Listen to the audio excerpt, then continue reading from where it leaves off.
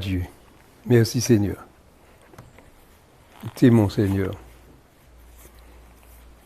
Merci Seigneur Jésus de ce que tu permets que nous soyons là, Seigneur, aujourd'hui, à parler de toi, parce que c'est toi qui es notre premier dans tout ce que nous faisons. C'est toi, Jésus, le Maître, qui est là avec nous, parce que tu es venu pour nous sauver, pour nous donner des conseils, pour nous diriger, pour nous donner ton esprit, Seigneur, et nous t'attendons tout de toi.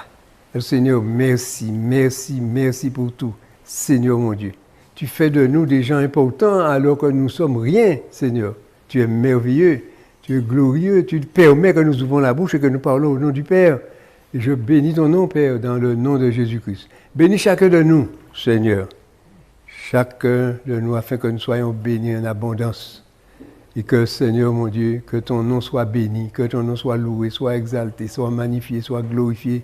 C'est toi le roi, le maître, le Dieu vivant qui donne, qui accorde et qui fait tout, Seigneur mon Dieu. Sans toi, que pouvons-nous faire, Seigneur mon Dieu? Oui, Seigneur, nous ne sommes que la chair.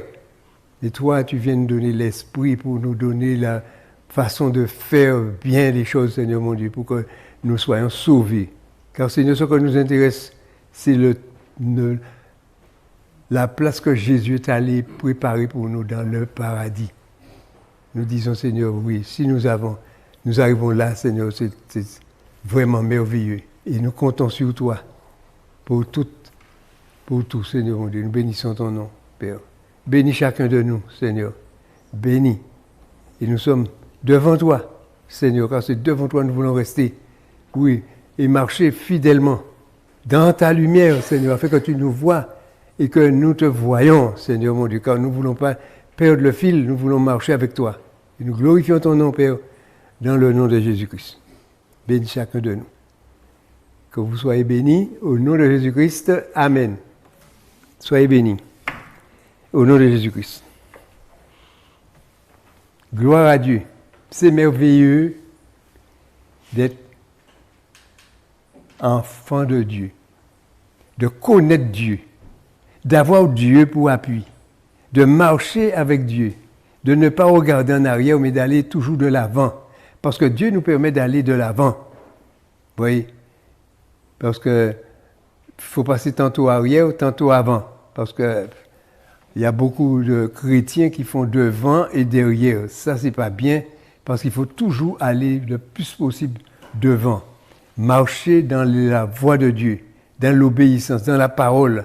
Et prendre la parole de Dieu pour appui. Parce que la parole est Dieu. La Bible dit bien, la parole est Dieu. C'est la parole de Dieu, mais la parole, c'est Dieu. Personne ne peut voir Dieu. Mais si tu as lu la parole de Dieu, tu as eu Dieu, tu as vu Dieu. Parce que tu l'as vu, là, marqué sur la Bible, que c'est Dieu qui a dit telle chose. Alors, tu as la vérité parce que Dieu est là dans sa parole. Et la parole de Dieu ne revient pas à Dieu sans avoir produit son effet. Il produit des effets. La parole seulement. Gloire à Dieu. Alors, merci Seigneur. Aujourd'hui, Seigneur mon Dieu, nous sommes là devant toi pour parler, Seigneur mon Dieu, de nos situations. Pour que nous puissions aller plus de l'avant, pour que nous soyons plus attachés à toi, pour comprendre les choses, et puis que nous arrivons à comprendre aussi, Seigneur mon Dieu, par l'intelligence que l'Esprit de Dieu nous donne, Seigneur mon Dieu, que nous ne soyons pas ignorants. Alors nous te remercions pour tout cela, Seigneur. Alors nous allons prendre un passage dans 2 Timothée 3, chapitre 3, verset 1. Gloire à Dieu, Saint-Esprit, agis. Donne-nous les mots qu'il faut, Saint-Esprit, agis. Montre-nous comment faire les choses, comment parler, pour que ce soit correct, Seigneur mon Dieu. Donne-nous les paroles. Au nom de Jésus-Christ, nous avons besoin de toi, de ton esprit, de ta présence. Oui, Saint-Esprit, agis pour nous. Montre-nous. Mets les paroles dans ma bouche, s'il te plaît. Au nom de Jésus-Christ. Amen. Alléluia. Voilà, mes bien-aimés, nous allons prendre ce passage. 2 Timothée, deuxième épître de Timothée, chapitre 3, à partir du verset 1. Sache que dans les derniers jours, il y aura des temps difficiles.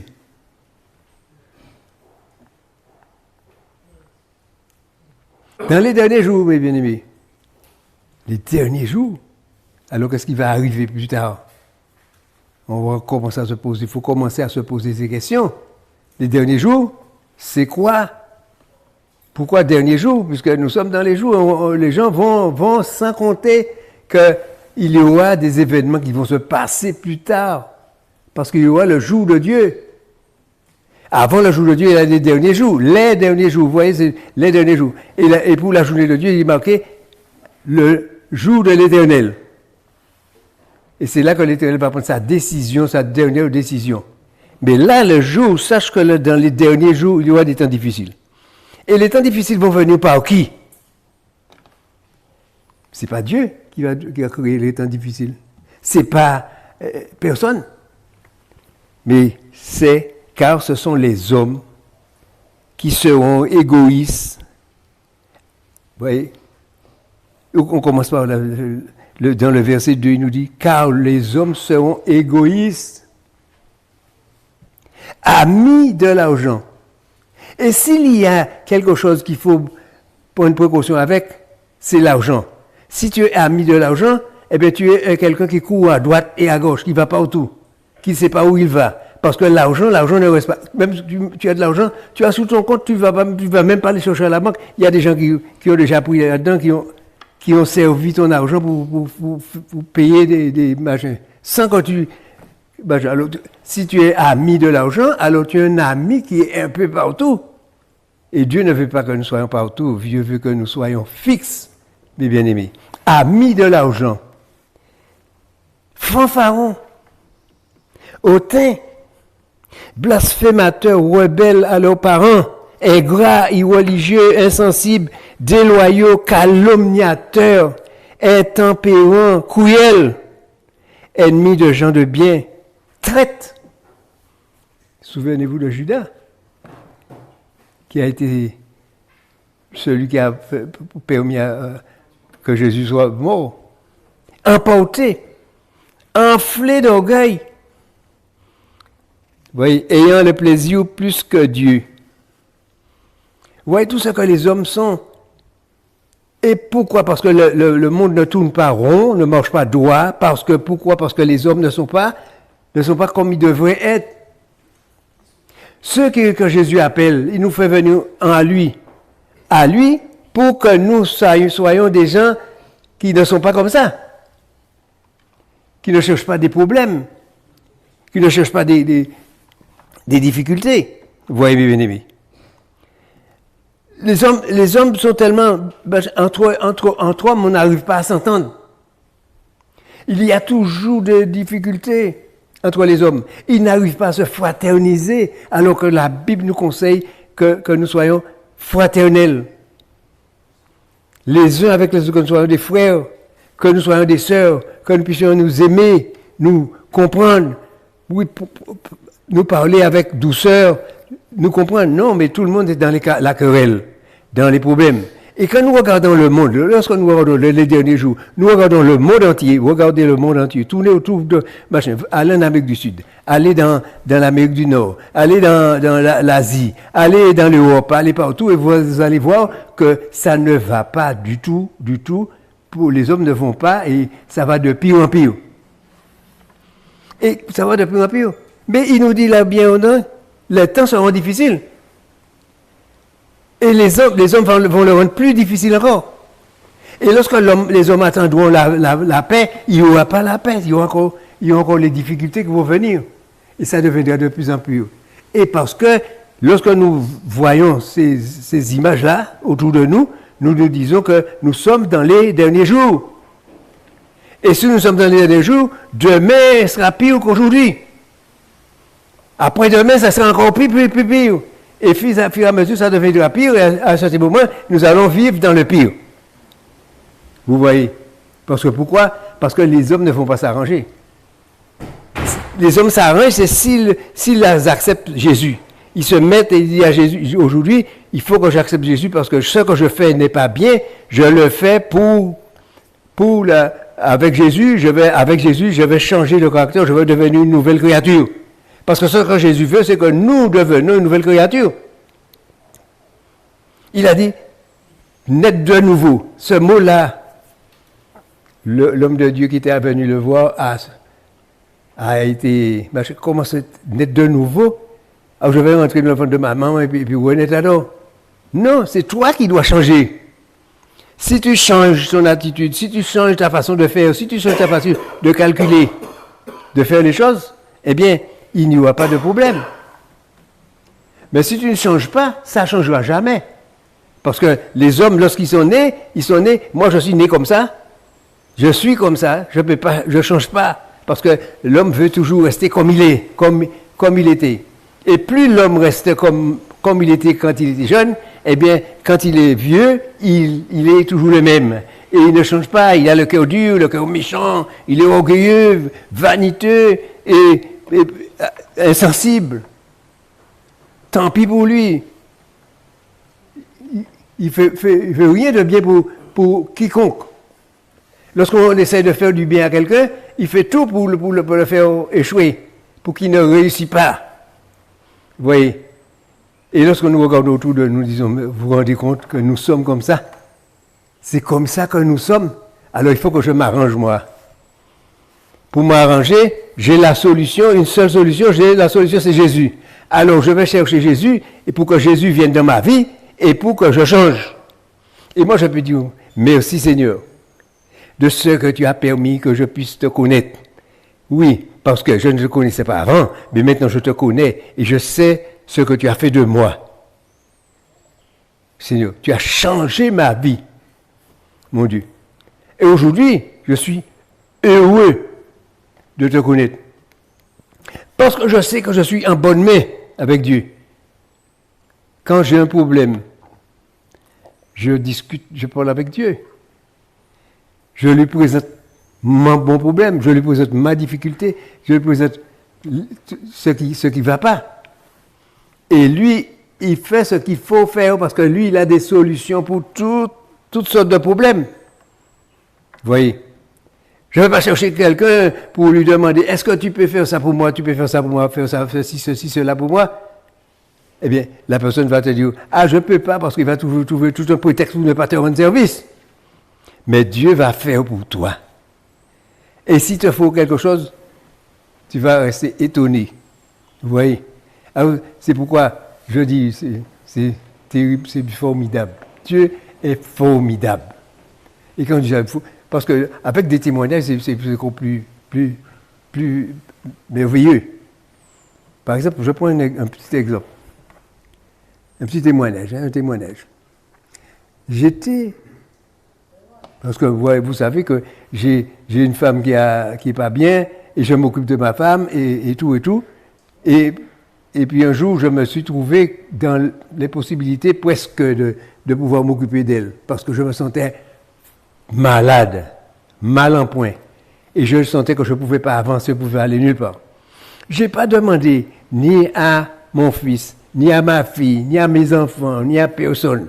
J'ai demandé à Dieu, Seigneur, je suis épuisé, je ne me sens pas fort, pas bien, malade. Seigneur, donne-moi une aide pour pouvoir m'aider à soutenir mon épouse parce que je ne peux pas aller plus loin. Et puis qu'est-ce que ça fait? Un beau jour, qu'est-ce que je vois? Ma fille qui sort de France, elle arrive. Bonjour papa, je suis venu pour t'aider. Alors, je suis pas resté étonné parce que je savais que Dieu allait envoyer quelqu'un. Et pour de vrai, elle est venue, elle a pris toutes les choses en main. Ah non, attends, je vais faire ça. Attends, je vais faire pour toi. Et je regardais ce que fait. Puis à un certain moment, je lui ai dit, est-ce que tu sais que tu fais l'œuvre de Dieu là? Elle me dit, pourquoi? J'ai dit, oui, parce que j'ai demandé à Dieu une aide. Et Dieu t'a envoyé. Parce que tu n'avais pas l'intention de venir faire quoi que ce soit, mais Dieu t'a envoyé pour m'aider. Et je vous assure qu'elle m'a aidé et ça m'a fait très grand bien. C'est pour vous dire que Dieu, il est dans les grandes, dans les petites choses, dans tout ce qu'on fait, tout ce qu'on veut, tout. Dieu est avec nous. Vous voyez, mes bien-aimés. Alors, vous voyez, dans les derniers jours, lorsqu'on voit tout ce qu'il y a que les hommes font pour se nuire les uns les autres, au lieu de faire du bien, de vivre dans les premiers chrétiens, comment ils faisaient? Les premiers chrétiens, dans le chapitre 4 des Actes des Apôtres, ils vendaient ce qu'ils avaient de bien et ils donnaient aux disciples, aux chefs, les disciples de Jésus, pour que ça puisse distribuer pour ceux qui n'en ont pas. Est-ce qu'aujourd'hui, on verra que ce système-là va revenir? Non, parce que les hommes deviennent de plus en plus égoïstes, parce que lorsqu'ils ont, ils n'ont jamais assez. Ils veulent encore, ils veulent encore, ils veulent encore. Et il n'y a jamais assez. Il n'y a jamais assez avec l'homme. L'homme a toujours besoin, veut aller plus loin. Il veut avoir plus. Et il veut avoir plus que l'autre. Lorsqu'on lui donne quelque chose, et pourquoi lui, il a plus? Pourquoi tu ne regardes pas dans le panier de l'autre? Tu n'as pas vu qu'il a plus. Tu regardes le tien. Et puis tu t'occupes de ton panier à toi. Mais pas celui de l'autre. Ah non, il faut qu'il me donne encore un petit peu parce qu'il n'y a pas assez. Vous voyez, mes bien-aimés. Et quand c'est comme ça, eh bien, qu'est-ce qu'on fait?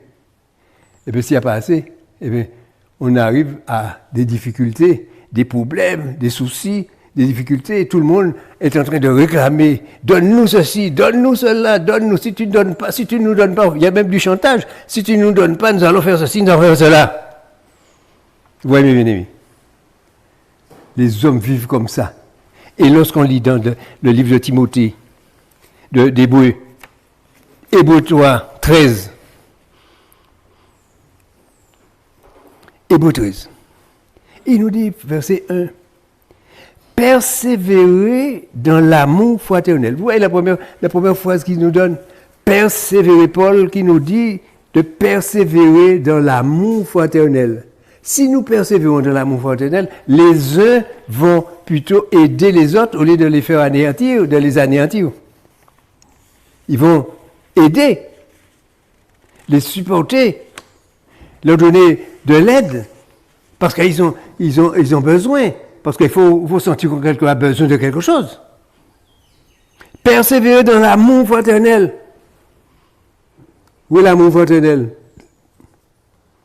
C'est dommage que lorsque on voit des chrétiens même qui ne vivent pas, qui ne sont pas des frères, l'un n'aime pas l'autre. L'un dit du mal de l'autre. L'un fait du tort à l'autre. Ça ne devait pas exister, mes bien-aimés. Dans l'Église de Christ, ça ne doit pas exister. Alors, allez voir dans le monde. Le monde, c'est les uns contre les autres. Vous voyez, quand on regarde le monde maintenant, parce que moi, je suis un ancien. Je peux dire que je suis un ancien. J'ai 87 ans, alors je suis un ancien. J'ai vu la guerre 39-45, et maintenant, nous sommes au 21e siècle, parce que les gens ne voient pas qu'ils sont au 21e siècle. Moi, je vois que je suis au 21e siècle. Et qu'il y a des modifications à faire pour que l'histoire du 20e siècle ne soit pas pareille avec celui du 21e siècle. Il y aura des changements, il y aura des modifications, il y aura des choses qui vont se passer dans le 21e siècle, et que le 20e siècle ne sera pas pareil. Il faut que nous arrivions à comprendre ça. Chaque siècle qui est passé, on voit, il y a l'histoire de chaque siècle. Vous allez dans les livres, cherchez, chaque siècle a son histoire.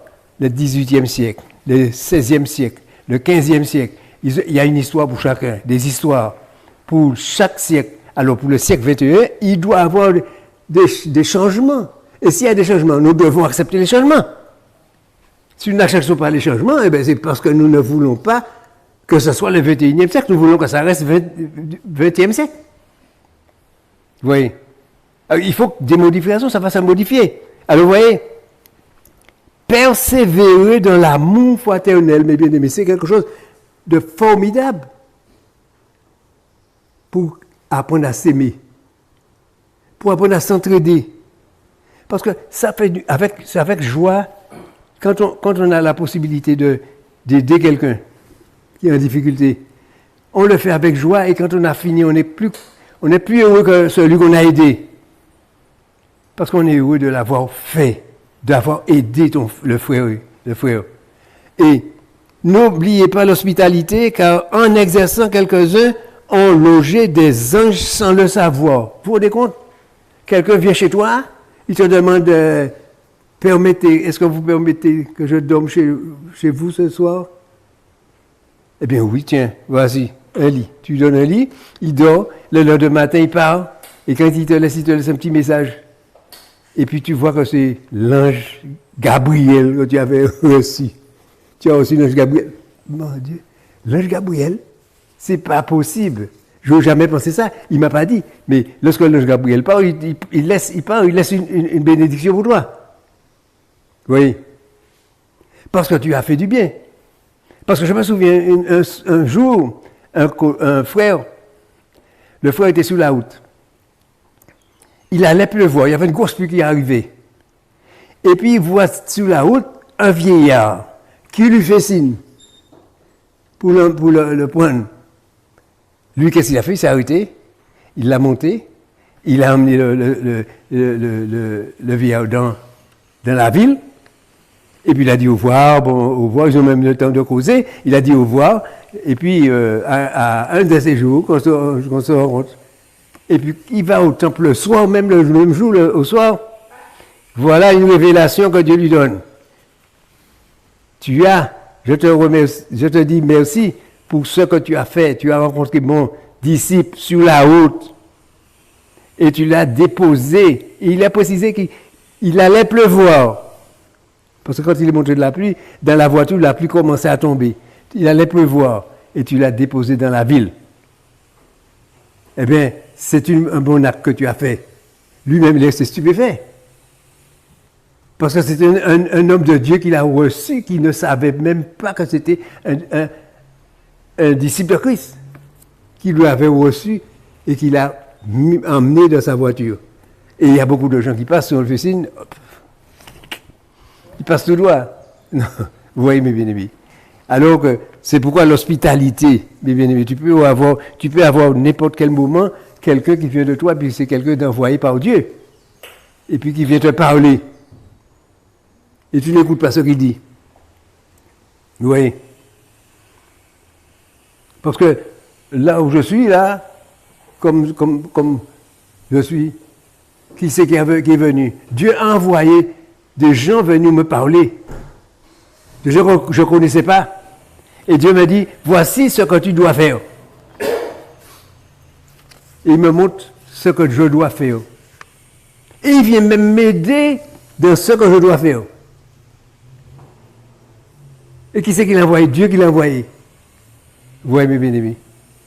Il met sa finance dans ce que Dieu lui a envoyé faire. Pourquoi? Parce que c'est Dieu qui l'a envoyé. Il fait l'œuvre de Dieu. Et moi, je dis merci Seigneur. Parce que c'est toi qui as envoyé quelqu'un, un inconnu. C'est pourquoi je dis que Dieu fait des choses merveilleuses.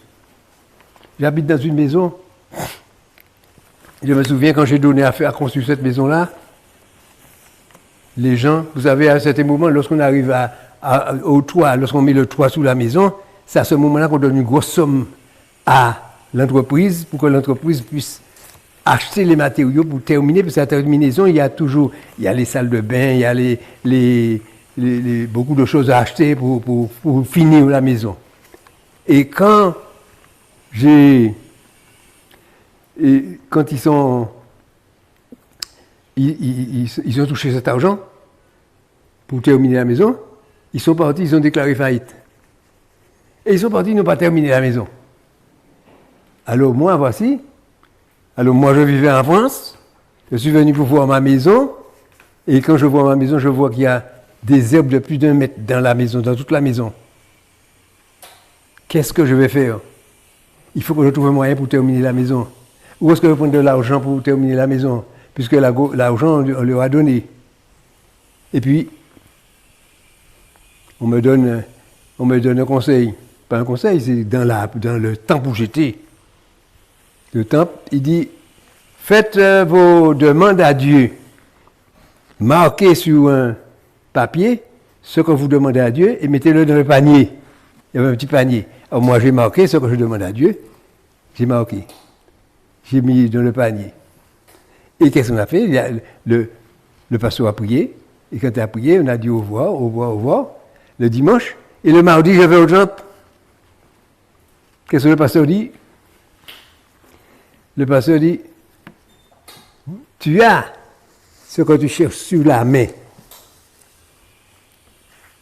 C'est pas la peine de chercher encore.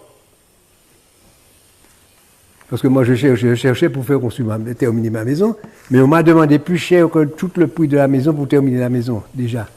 J'avais déjà consulté deux constructeurs qui me demandaient 2 fois plus cher que le prix de la maison pour terminer la maison, moi.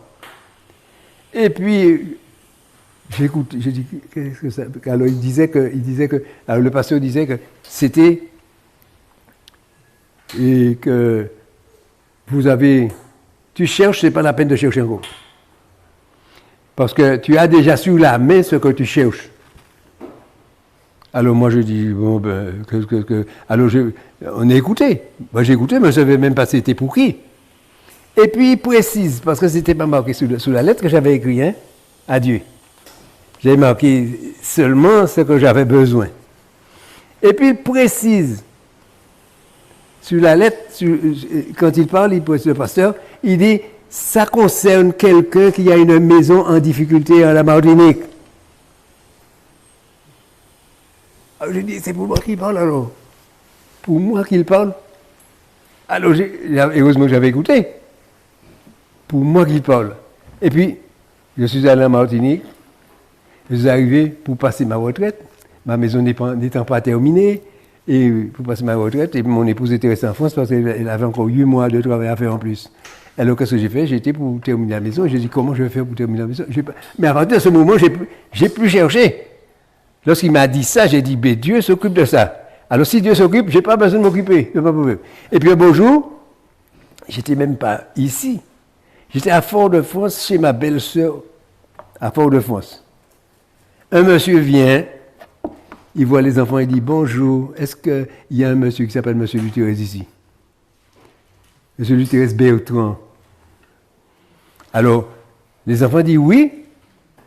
Eh bien, il dit, je voudrais le voir. Alors, les enfants viennent me chercher. Tonton, voici quelqu'un qui te demande. Je vais voir quelqu'un que je ne connais pas parce que les entreprises, quand on fait le machin, on n'a pas, dans une société, on n'a pas le contact avec l'entrepreneur, je ne le connaissais pas. Alors, ce monsieur me dit, bonjour monsieur, vous êtes bien monsieur Lutérez? Eh bien, je suis venu vous terminer votre maison pour vous. Eh bon, mais il m'a dit, la seule inconvénient que j'ai, c'est que je n'ai pas d'argent. Mais si vous achetez les matériaux, je termine la maison. Il dit, oui, d'accord. Hein. Dès le lundi, tout de suite, il a commencé à travailler, j'ai été chercher des matériaux, il a commencé à travailler, il a terminé la maison. Vous voyez? Dieu l'a envoyé me chercher. Le gars, celui que je ne connaissais pas. Et il va me chercher, et moi je ne sais pas comment il a fait pour savoir quand j'étais chez ma belle-sœur. Je ne lui ai jamais demandé. Je peux lui demander, ben, qui c'est qui t'a dit que j'étais là? Non, il est venu me demander. Et je ne le connaissais pas, je ne l'avais jamais vu, c'est la première fois que je voyais cet homme-là. Et il est venu, il a travaillé de la maison.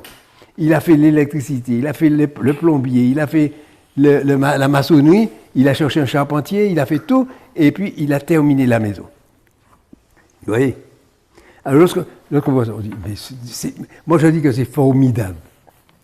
C'est merveilleux ce que Dieu fait. Parce que Dieu est toujours dans les affaires. Dans toutes sortes de affaires. Et si je donne un témoignage de ce que Dieu a fait encore pour moi, c'est formidable. Je ne vais pas m'arrêter parce qu'il y aura trop à dire. Alors, il y a encore un petit machin dans le passage où nous sommes là.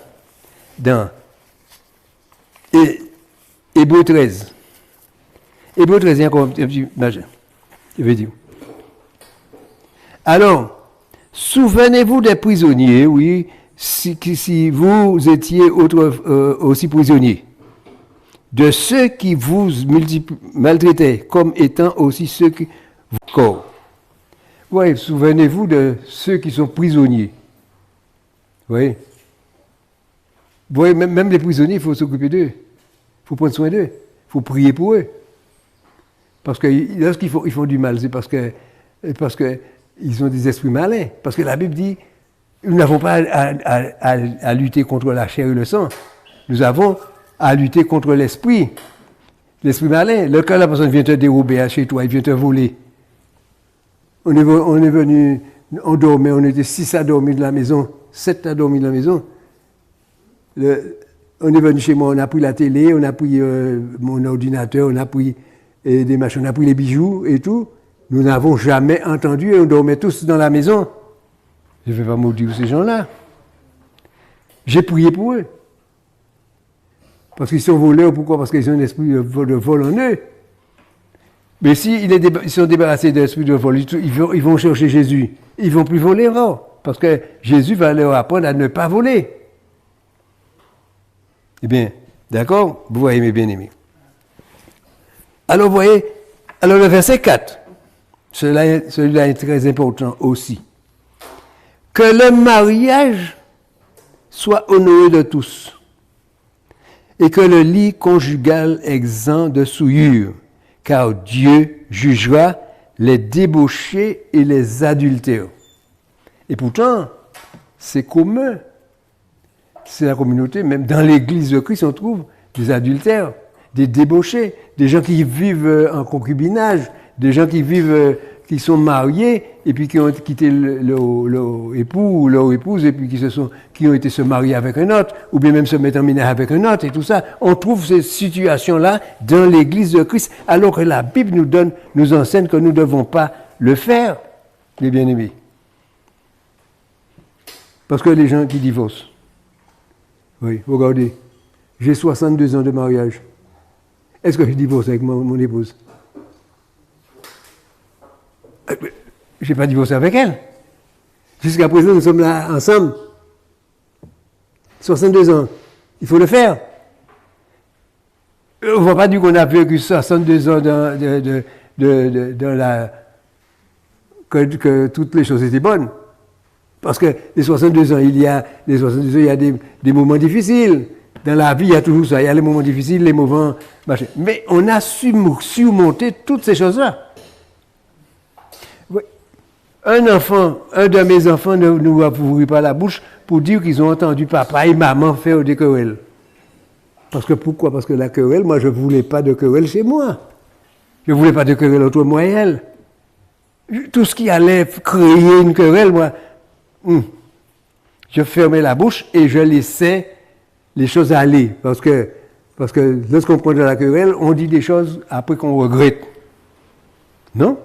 Et nous avons vécu là, jusqu'à présent, nous sommes là ensemble. Oui. 62 ans. Alors, n'est-ce pas merveilleux? Et alors, ce qui me fait encore plus merveilleux encore, c'est que j'ai 4 enfants. 12 petits-enfants.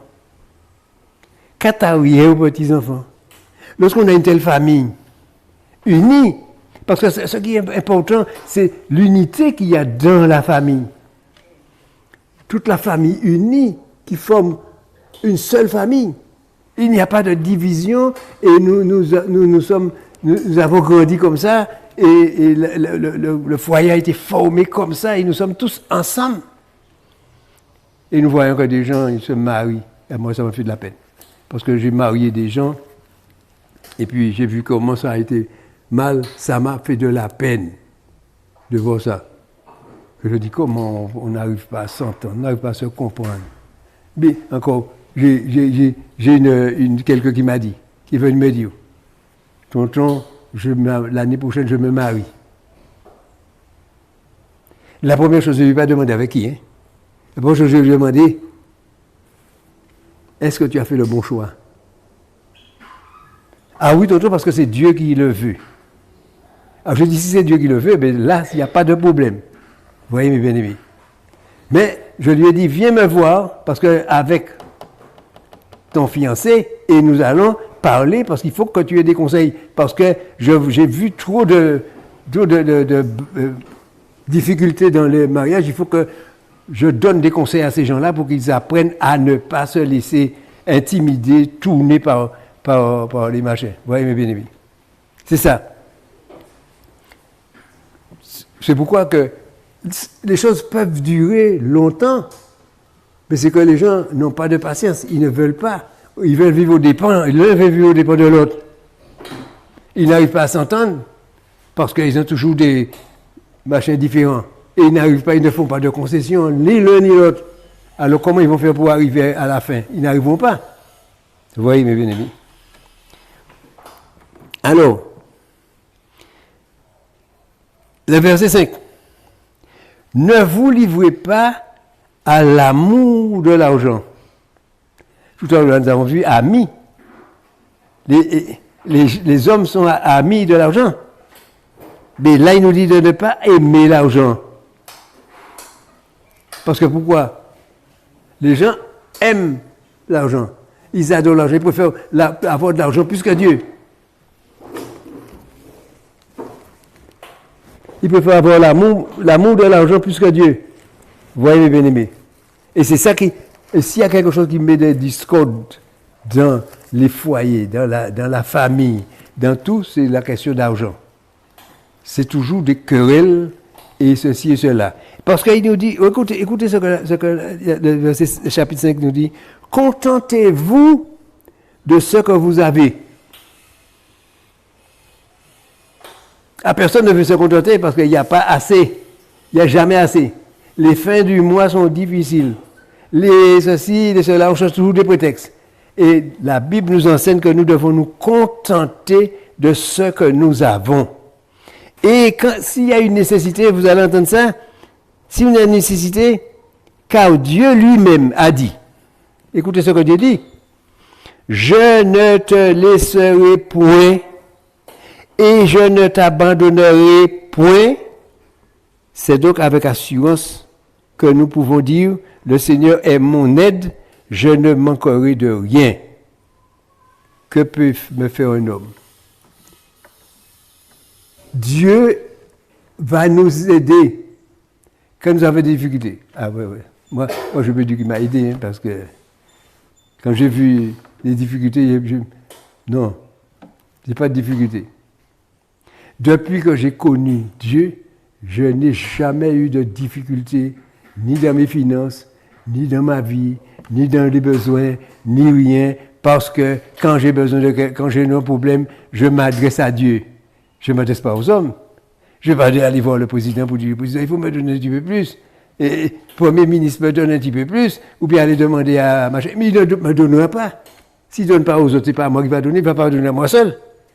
Il faut qu'il crée une loi pour me donner. Mais Dieu, non. Dieu prend soin. La Bible dit bien que Dieu prend soin de ses enfants.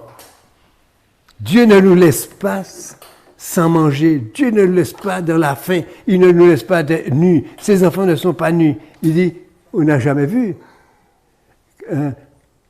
un enfant de Dieu mendier. Pourquoi? Parce qu'il ne mendie pas. Pourquoi il ne mendie pas? Parce que Dieu prend soin de son enfant. Vous voyez, s'il n'est pas un fainéant, parce qu'il faut qu'il apprenne à travailler. Parce que la Bible dit qu'il faut qu'il travaille pour gagner son pain à la source de son fond. S'il ne travaille pas, s'il ne veut pas travailler, eh bien, s'il a faim, Dieu ne prendra pas soin de lui. Il n'a qu'à apprendre à aller travailler pour gagner son pain. Mais Dieu te dit que si tu es correct et tu travailles, tu n'as pas assez pour finir ton mois, il va t'aider. Il va te donner un moyen pour que tu arrives à finir ton mois, à faire. Mais quand tu vas demander au monde de t'aider, Dieu ne viendra pas va pas lui dire sors de là et puis moi je vais l'aider. Mais non, c'est lui que tu as demandé, c'est lui que tu vas demander, tu vas le poursuivre partout pour qu'il te donne, il ne te donne pas, il n'a pas. Il te dit, ah non, il va te déclarer, j'ai pas les moyens de te donner. Tu n'auras pas. Mais si tu t'adresses à Dieu, que tout appartienne à Dieu. Le ciel, la terre, la mer appartient à Dieu. Vous voyez?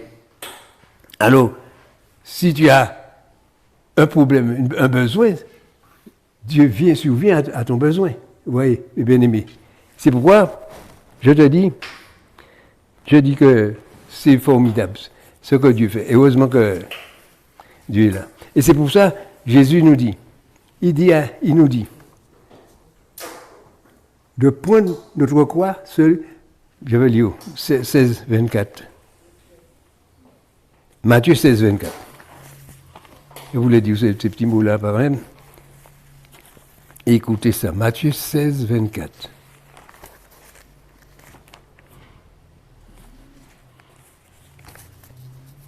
Matthieu 16, 24. Et je prenais Matthieu 11. 11, 28. 11, 28. Je prends 11, 28 avant. Hein. 11, 28.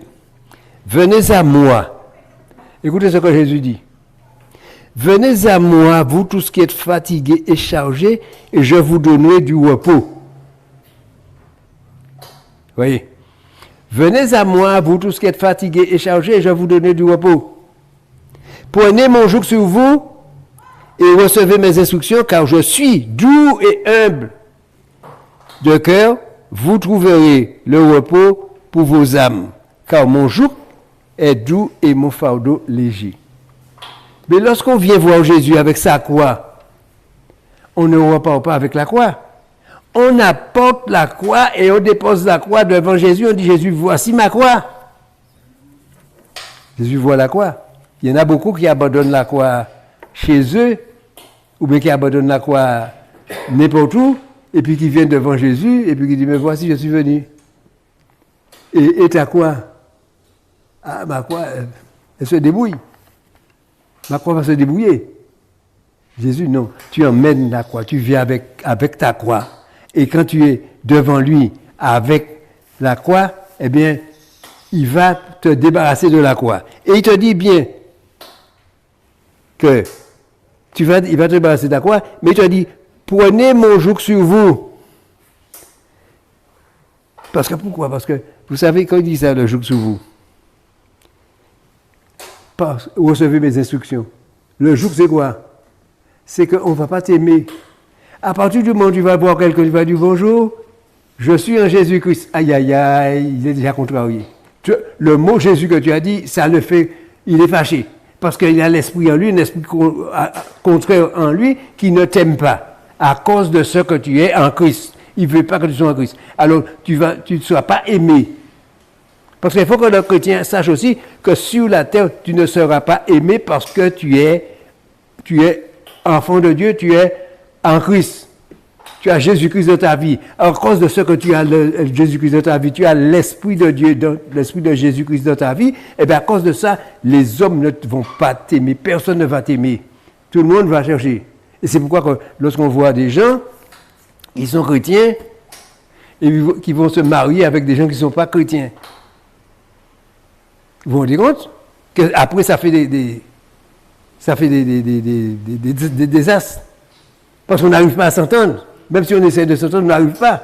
Parce que chacun a un machin différent. La femme a l'esprit de Jésus en lui, et le monsieur a, je prends l'exemple, hein, et puis le monsieur, il a l'esprit de Satan en lui. Alors comment ils vont faire pour s'entendre? Lorsqu'ils vont parler, chaque fois qu'ils vont parler, c'est toujours avec l'adversité. Celle-là, c'est contraire à ce que le mari dit, c'est ce que la femme ne va pas supporter. Ce que la femme dit, le mari ne va pas le supporter. Alors comment ils vont faire pour s'entendre? Alors c'est pourquoi il faut bien prendre. Quand j'ai dit à la fille, est-ce que tu as fait le bon choix? C'est pour que je sache qu'il ne faut pas laisser comme ça, il ne faut pas s'abandonner comme ça. Il ne faut pas prendre n'importe quel pli, d'aller n'importe quoi, faire du n'importe quoi. Il faut faire des choses sérieuses, vous voyez. Et je voulais lire encore un petit passage. C'était Matthieu 16, j'avais dit 16.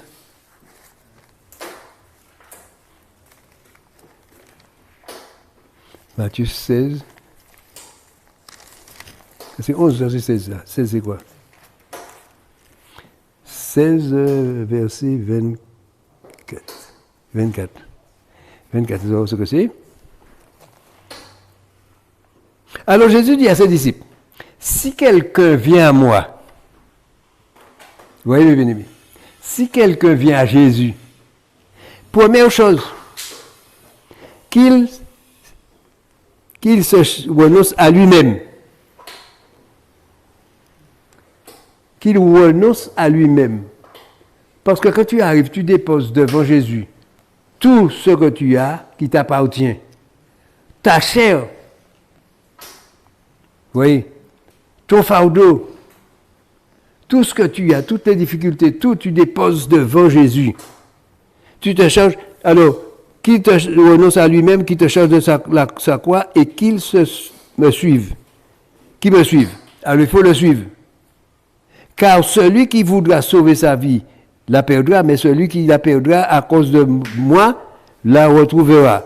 Et que servirait-il à un homme de gagner le monde s'il perd son âme? Vous voyez comment c'est important. Qu'est-ce que sert à un homme de gagner le monde? Vous voyez que les gens, ils sont riches s'ils sont, mais ils ne sont pas en Jésus-Christ. Ils ont de l'argent, mais c'est pas l'argent ne va pas les sauver. Ils ne seront pas sauvés. Que servirait-il à un homme de gagner, de perdre son âme? Ou que donner un homme en échange de son âme? Tu vas donner toute ta richesse? Non? Jésus t'a de rien demandé. Il te demande seulement de faire ce qu'il te dit. Parce qu'il te donne des conseils. Prends ta croix et suis-moi. Il avait dit ça à un jeune homme, et le jeune homme, comme il avait beaucoup de biens, il a trouvé que c'était trop dur pour donner ses biens à des pauvres, et puis pour qu'il suive Jésus. Non?